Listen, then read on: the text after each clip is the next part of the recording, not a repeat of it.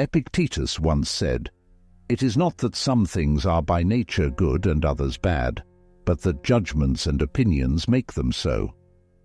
Stoicism is a way of life that helps us figure out which people to trust and respect as we go through life's many relationships and encounters. Today, we'll look at some thought-provoking examples of people who, according to the Stoic way of life, may not deserve our trust and respect. Stoic thought says that we should only trust and respect people when we have to. This is because virtue is more important than anything else. So who should we be careful to trust and respect, from the ghosts of lies to the silent echoes of flattery? Join us as we talk about 9 types of people who make it hard to trust and respect others. Before we start, we should all ask ourselves, how do these people affect your trust and respect for others? How does Stoicism help us respond with wisdom and calmness? Because it's not in condemnation that we find comfort, but in understanding and insight that lead us. If you're ready to start this important journey, every struggle is a chance to learn and grow, and every encounter is a chance to learn how to live a good life. Comment to show that you're ready to learn more about the timeless teachings of Stoicism. Let's work on getting the wisdom and strength to know when someone isn't deserving of our trust and respect, and on developing the qualities in ourselves that make us deserving of it.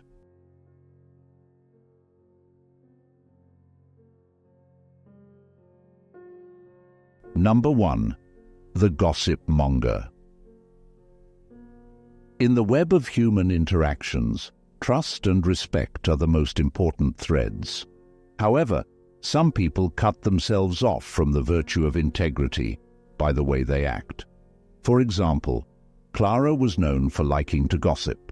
What started out as harmless whispers shared in private soon turned into a web of mistrust and disrespect among her friends.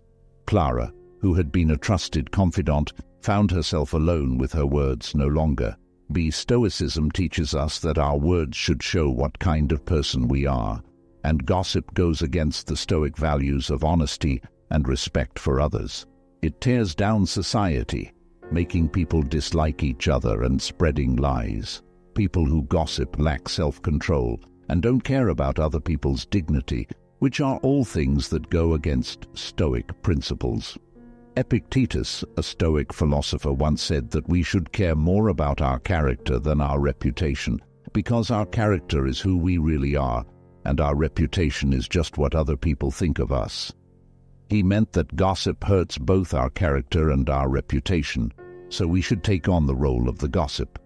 To communicate with sincerity and respect, Monger, we must be careful with our words, and make sure they aren't used to put others down or cause disagreements. Instead, they should be used to encourage and bring people together. By doing this, we align ourselves with the Stoic ideal of living in harmony with our true nature and build relationships based on trust and respect. Let this story of Clara serve as a reminder of how damaging gossip is and how important it is to nurture relationships.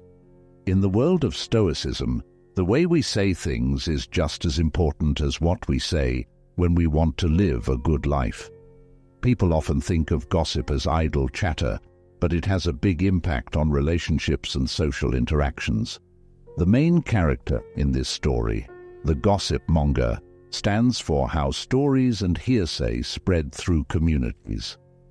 By learning about the psychology and effects of gossip, we can see how complicated its role is in how people connect with each other. Social currency.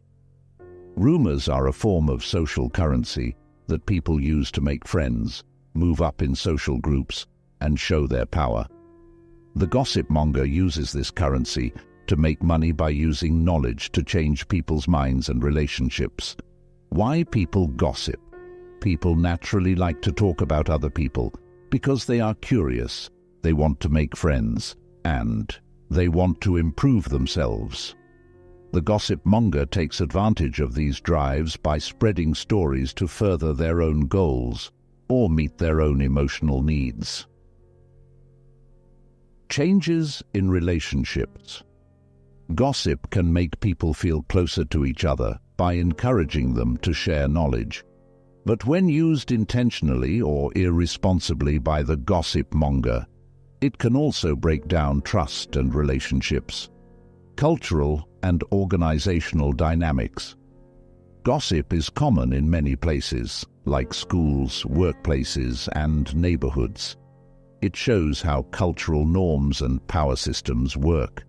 The gossip monger knows how to work with these processes and changes people's opinions and social orders by carefully spreading information. Though gossip may seem harmless or fun, it can have serious effects that can hurt people's reputations, cause arguments, and cause mental pain for those who are the target of rumors. Knowing the moral effects of talk is important for reducing its bad effects and building a culture of trust and respect. We can learn more about how people behave and how important it is for communities and relationships to have healthy communication by looking at the part of the gossip monger and how gossip works in society. Number 2, the selfish person. Are you often the target of someone's excessive anger or pride? If so, you probably feel slighted and disrespected every time it happens. At the heart of these situations is probably a narcissist, someone who is too focused on themselves, their pride, and their own needs, often at the expense of others.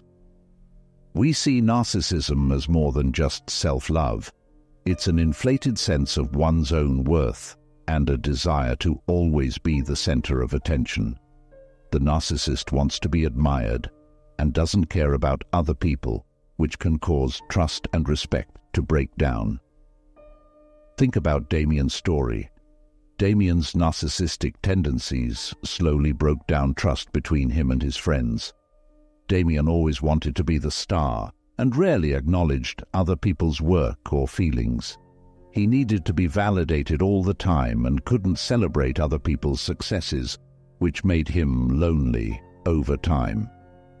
His co-workers and friends stopped hanging out with him because they wanted relationships based on mutual respect and empathy, which Damien couldn't provide. Stoicism, as taught by philosophers like Marcus Aurelius, teaches us that true self-worth comes from living a good life. Marcus Aurelius himself told people not to praise themselves, putting an emphasis on a humble and helpful life in the field of Stoicism. Narcissists don't deserve trust or respect because they act in ways that go against the virtues of community and the general good. Stoicism tells us to build relationships with people who show respect, empathy, and humility. These traits build trust and genuine respect. So, even though we may meet narcissistic people along the way, Stoicism tells us to be smart about our relationships and choose those who lift us up instead of bringing us down and share our lives instead of taking over. By doing this, we align ourselves with the Stoic pursuit of a peaceful and good life. Number 3, the envious. There are people in the grand theater of life who, instead of celebrating the successes of others, look upon them with envy.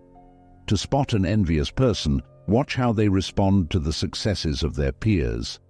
Does their face light up with joy, or does it darken with discontent? People who are jealous don't just want what other people have. They also hold grudges against those who have it. Think about the story of Marcus, a skilled artisan whose co-worker Julia got praise for her great work.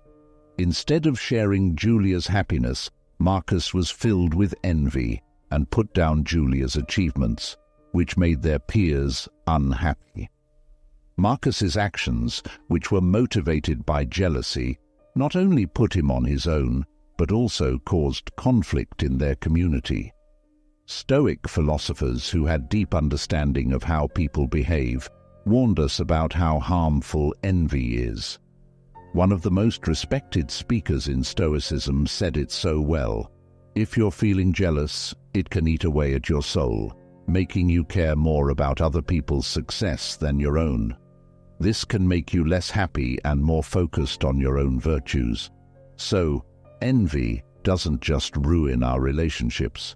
It also breaks down our character, making us petty and selfish. It keeps us from seeing our own potential and ties us to the successes and mistakes of others. So someone who is jealous doesn't deserve our trust or respect, because their actions aren't based on virtue, but on a destructive desire that destroys the harmony and mutual support that are necessary for a community to thrive. In conclusion, let us try to be people who celebrate other people's successes and see them as a source of inspiration rather than a reason for envy.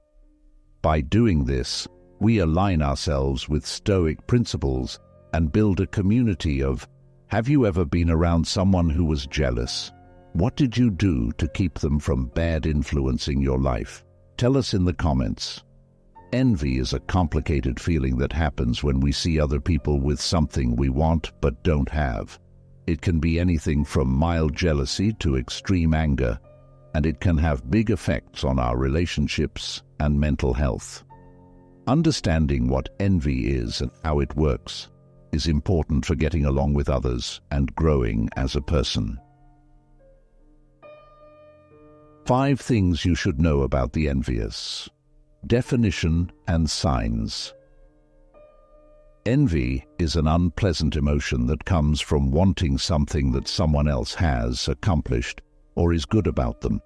It usually shows up as comparing oneself to others, which makes a person feel inadequate or less than. Causes and triggers. Envy can be caused by many things, such as comparing yourself to others, thinking that something is wrong, or having low self-esteem. Envy can happen when we see someone succeed where we have failed or enjoy something we don't have. Effects on the mind.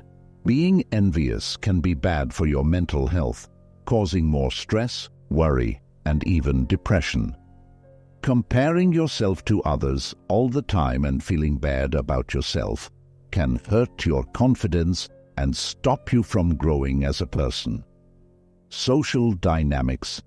Envy can ruin relationships by making people angry and hostile toward others. It can make people more competitive and make it harder for friends, family, and co-workers to trust each other and work together. Coping strategies. The first step to dealing with envy is to recognize and accept that you feel it.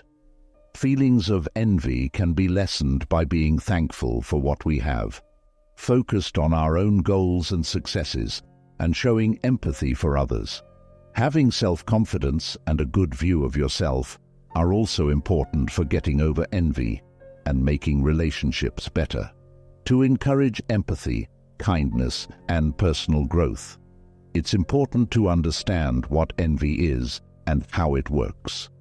We can live a happier and more fulfilling life if we recognize and deal with our own feelings of envy.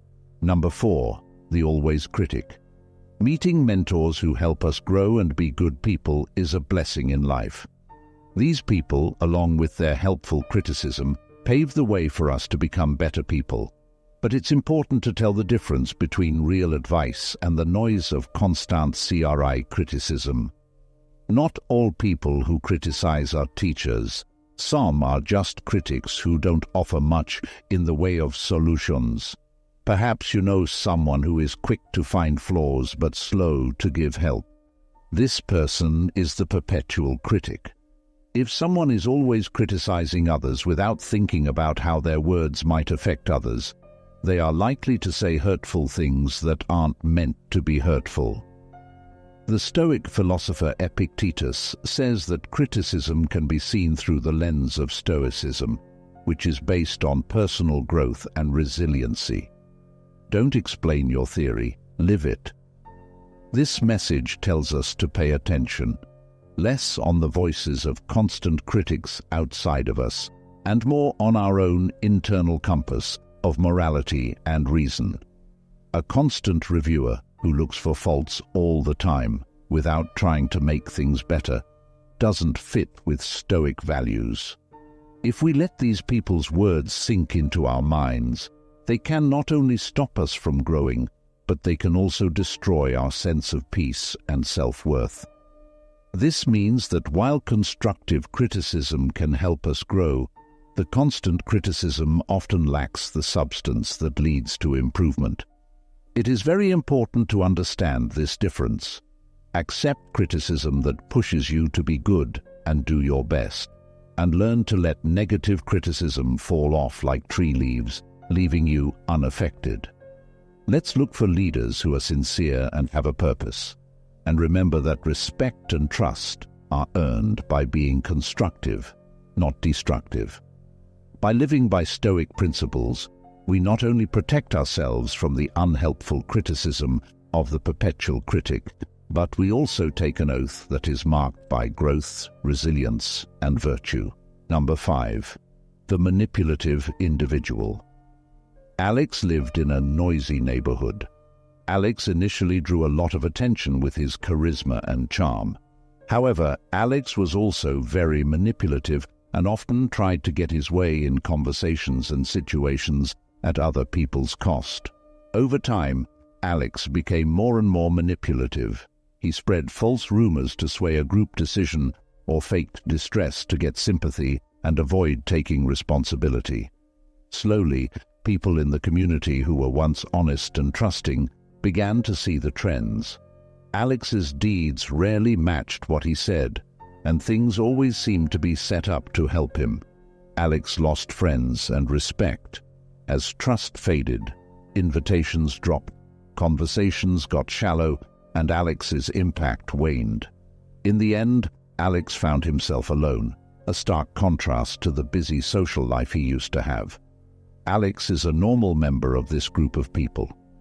In the tapestry of human interactions, we often find ourselves at a crossroads, distinguishing between words that persuade and those that manipulate. This distinction is crucial, for while persuasion aims to enlighten and foster, understanding manipulation seeks to deceive for personal gain, offering no true value and eroding the bedrock of trust and respect, effect upon which genuine relationships are built. Manipulative behavior is fundamentally at odds with Stoic principles, which value virtue, honesty, and integrity above all. Stoicism teaches us that our actions and words should align with these core virtues, fostering trust and respect in our relationships. When manipulation enters the equation, it erodes these foundations, leading to a loss of trust and ultimately respect. So how do we, guided by Stoicism, recognize and guard against the manipulative individual? First, we must cultivate discernment, a Stoic virtue that allows us to see beyond surface appearances and assess the true intentions behind words and actions. We must ask ourselves, are these words or actions serving a mutual good, or are they designed to benefit one party at the expense of another? Manipulation caused this isolation, not community harshness. It was a poignant reminder of the Stoic belief that our actions and choices define us, and in the pursuit of virtue, there is no room for deceit or manipulation. There are people who know how to manipulate others in every social group. It is very important to understand the strategies and reasons behind manipulative people, whether they are in personal interactions, the workplace, or even in society as a whole. We can keep ourselves and others safe from these bad habits if we can spot them. Here are 5 important things you should know about people who are manipulative. Identifying. People who are manipulative often hide their true goals behind aggression, charm, or even flattery. At first look, they may seem nice and friendly, but what they do is only for themselves. To avoid being manipulated, you need to learn to read people's body language and notice trends in how they act. Techniques. To get what they want, manipulators use many techniques, such as lying, making people feel guilty, gaslighting, and playing on people's feelings. They take advantage of their target's flaws and weak spots to take control of a situation or get an edge over it. Knowing these strategies can help us stay independent and fight their impact. Reasons. There is a complicated web of reasons behind the act of manipulation. Some of these are the need for power, control, approval, or money. Some people act manipulatively because they are deeply insecure or have experienced pain in the past. By knowing the person's true intentions, we can relate to them and still keep ourselves safe from their harmful actions. Effects. Manipulation can have very bad effects, including ruined relationships, low self-esteem, and even mental harm. People who are manipulative often leave a mess of chaos and confusion behind them, which hurts trust and breaks down social bonds. Realizing how harmful influence is the first thing that needs to be done to stop it. Defense strategies. We can come up with good defenses against manipulation if we know what we're doing and are aware of it. Setting limits, becoming more bold, and improving our ability to think critically are all important skills that we need to have. Protecting ourselves from manipulators can also be done by surrounding ourselves with helpful and reliable people. By learning about what manipulation is and how it affects people and society, we can work to make society better and more stable. Knowing more about the world is the best way to protect ourselves. Number 6. The flatter. When people engage with each other, honesty is a key part of building trust and respect. However, there is a character in among us called the flatterer, whose fakeness destroys this very foundation. Thomas was known for flattering people too much. His words were sweet, but they didn't carry the weight of sincerity. Over time, his friends started to doubt the sincerity of his praise, which led to a loss of trust and respect. His relationships, which used to be deep, became shallow because he liked to flatter people more than tell the truth. Why are people who flatter others seen with skepticism and weariness? Stoicism teaches us that honest relationships are based on respect and honesty. Flattery, especially when it's over the top and not earned, is a form of deception. It's a tool used not to encourage, but to control. It's not meant to show genuine appreciation, but to curry favor. This kind of behavior goes against Stoic values, which stress how important it is to be honest and treat others with respect. Something Seneca. A Stoic philosopher advised of the dangers of flattery, saying that it takes advantage of our weaknesses. People who flatter others do so because they want to get what they want. By doing so, they show a lack of self-control and a disregard for the Stoic virtue of authenticity. Because of this, we should be wary of people who use flattery as a tool for self-interest and try to build relationships based on honesty and sincerity. We should also resist the urge to be the flatterer, knowing that real respect and admiration come from being genuine.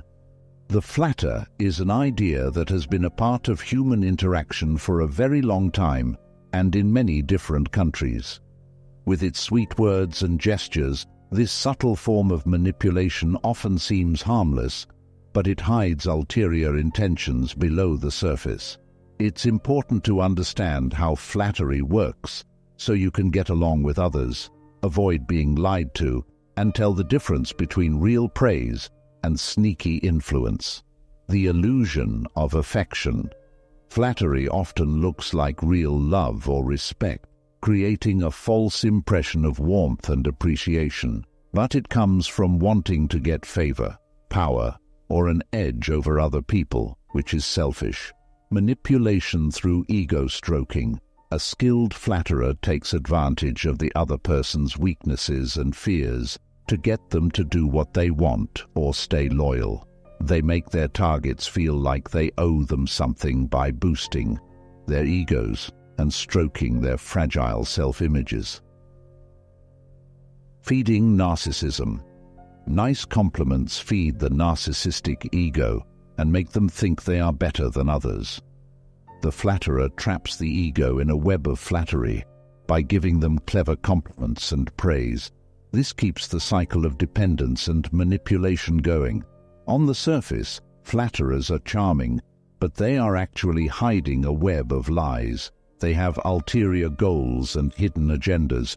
Whether they want to get something for themselves, gain power, or feel good about themselves, their comments and actions are carefully planned to help them reach their goals.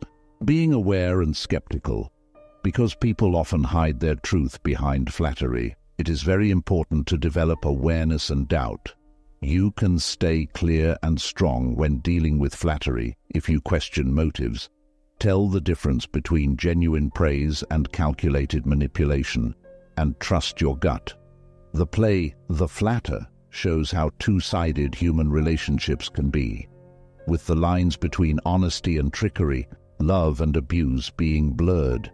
You can protect yourself from its deceptive draw and build real relationships based on trust and mutual respect by figuring out how it works and understanding its many layers. Number 7.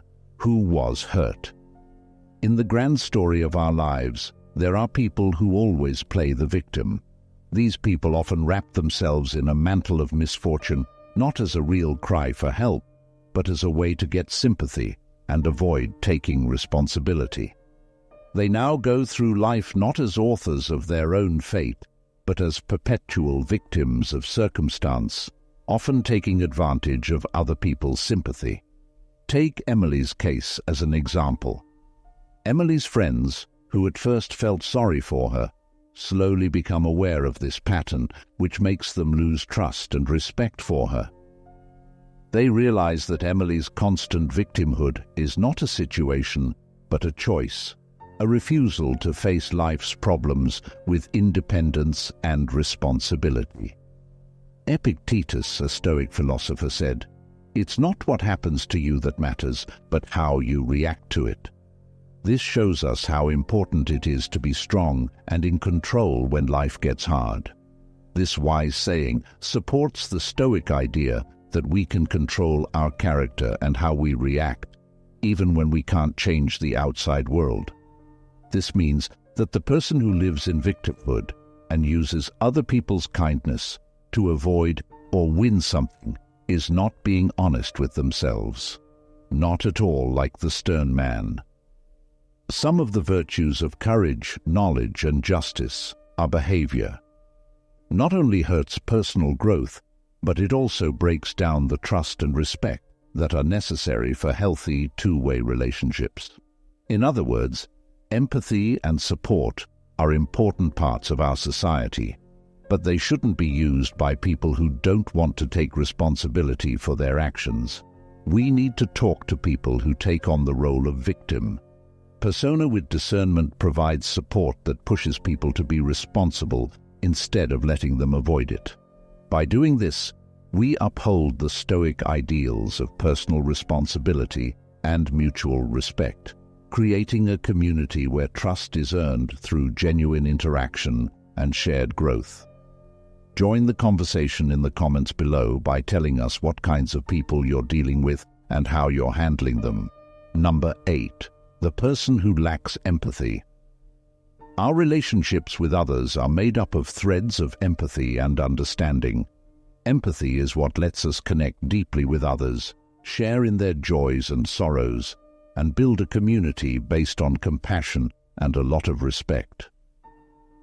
When we meet people who don't have empathy, we notice a dissonance in the harmony of human connection, an absence that slows the growth of a good community. Stoic philosophers, who put a lot of value on traits like wisdom, courage, justice, and temperance, knew that empathy was an important part of living a good life. For example, Marcus Aurelius, a Stoic philosopher, once said that empathy is what hurts others the most. The hive injures the bee. This profound statement underscores the interconnectedness of our lives and the importance of empathy in ensuring the well-being of our collective human An individual lacking empathy sees the world through a narrow lens focused solely on their needs and experiences, oblivious to the emotional landscapes of others.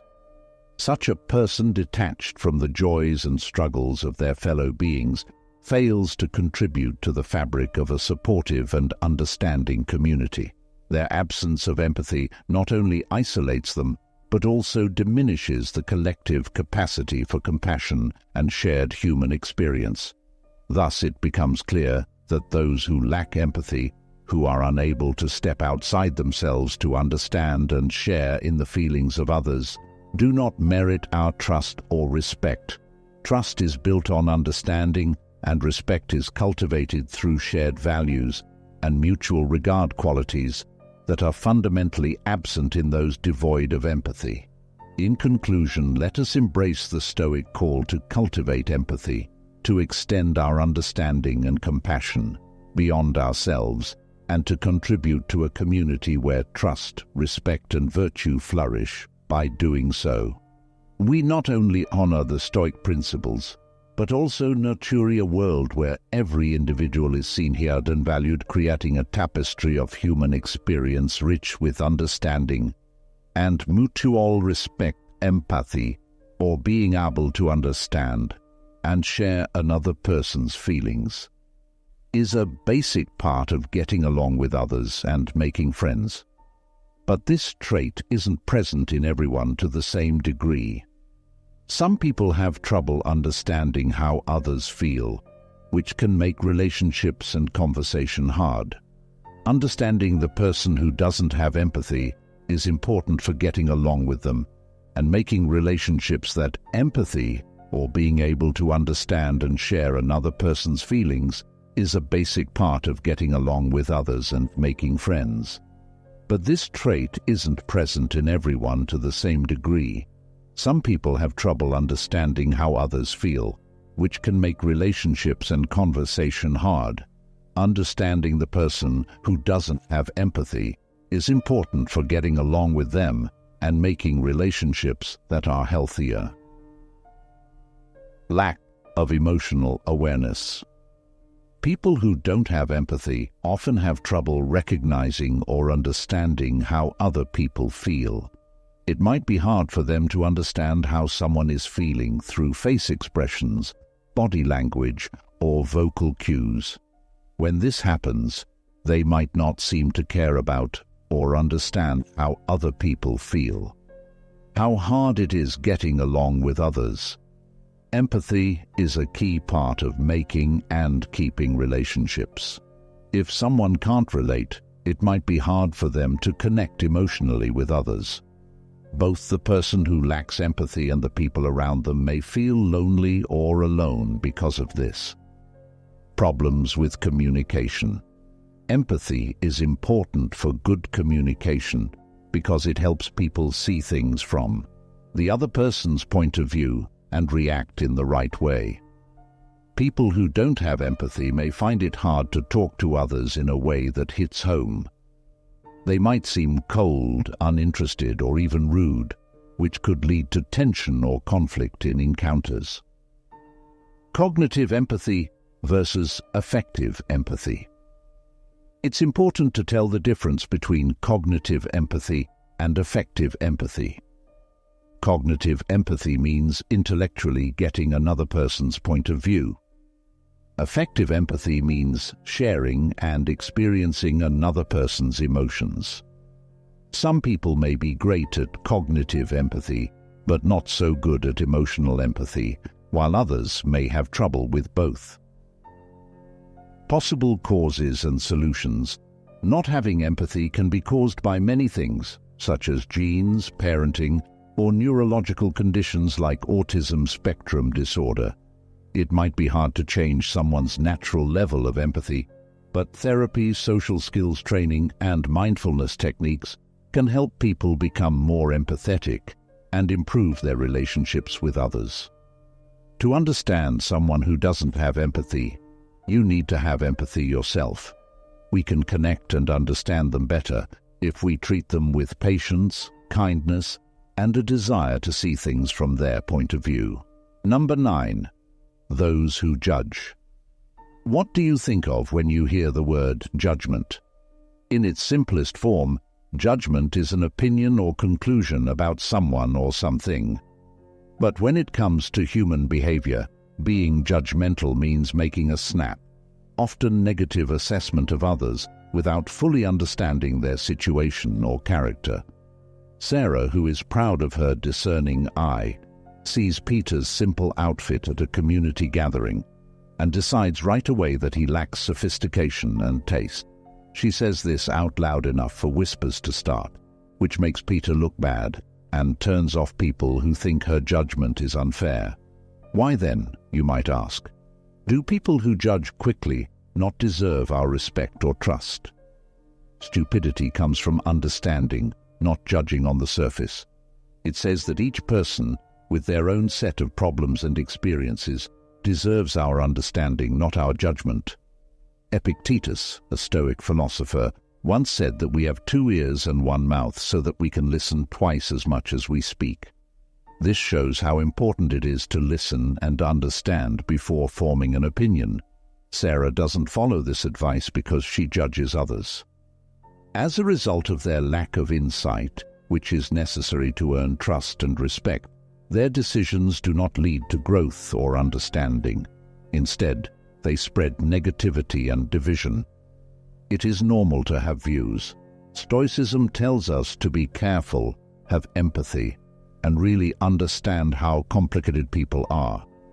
People who judge quickly should stay away from these ideals because they hurt trust and respect. Let's try to live by the Stoic principles of wisdom. Justice, bravery, and moderation help build a community where people can understand and care about each other. Win over criticism and disagreement. He who walks with the wise grows wise seems to be a rule that helps us find good company as we look into people who might not deserve our trust and respect. From the jealous to the uncaring, to the constant critic to the fake flatterer, we find not only people to avoid, but also people who reflect our own choices and actions. Stoicism doesn't just tell us to stay away from certain people, it also tells us to find those who help us grow in virtue and peace. When choosing friends, partners, or co-workers, let's follow the Stoic advice to surround ourselves with people who make us want to be our best selves, who share our commitment to virtue, and who help us live a happy, peaceful life.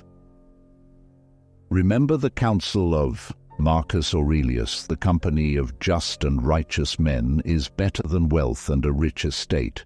Thus, as we journey forward, let us choose our companions wisely, for they shape our path to a virtuous, fulfilling life.